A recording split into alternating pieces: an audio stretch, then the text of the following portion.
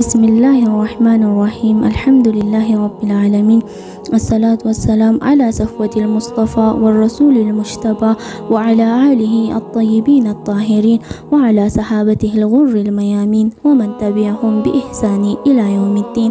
أما بعد، فيا إخوة الإيمان، السلام عليكم ورحمة الله وبركاته.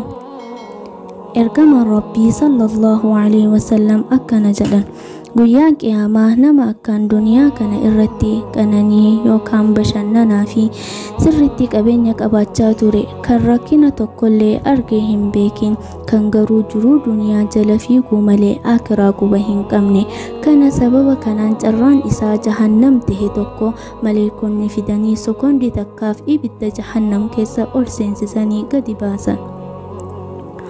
yaa ilma aadam, guyyaa takkaafillee wanta qananii jedhamu argitee ni beektaa jedhaniin yommuu gaafatan, wallaahi an jireenyuma koo keessatti takkaa qananii argee hin beeku, rakkachaatumaan arra gahe jedhee kakata. Sababni isaas rakkinaa fi hammeenyi laalaa jahannam sekoondii takkatti qananii inni addunyaa irra qananiyaa ture kan isa irraanfachiise jedhan ergamaan rabbii sallallahu alaihi wasallam. itti aansuudhaan nama addunyaa kana irratti qananii argee hin beekin, kan beelawee dheebotaa fi uffata dhabee daaree qullaa deemaa ture, kan osoo rakkaduu duniyaa irraa deemee kan garuu duniyaa irratti wanta akiraaf isa barbaachisu qopheeffatee ture. Kana sababa kanaan carraan isaa jannata tahe tokko maleekonni fidanii sekoondii takkaaf jannata keessa ol seensisanii gadi baasan. yaa ilma aadam, takkaa rakkina agartee beektaa jedhaniin yommuu gaafatan, wallaahi ani takkaa rakkadhee hin beeku, qananii fi bal'ina keessaan ture jedhee kakata.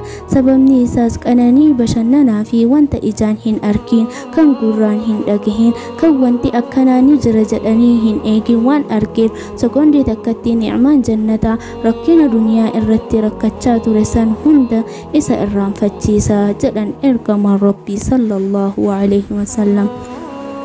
ربي ورى جنة الرانو هاتاسسو. السلام عليكم ورحمة الله وبركاته.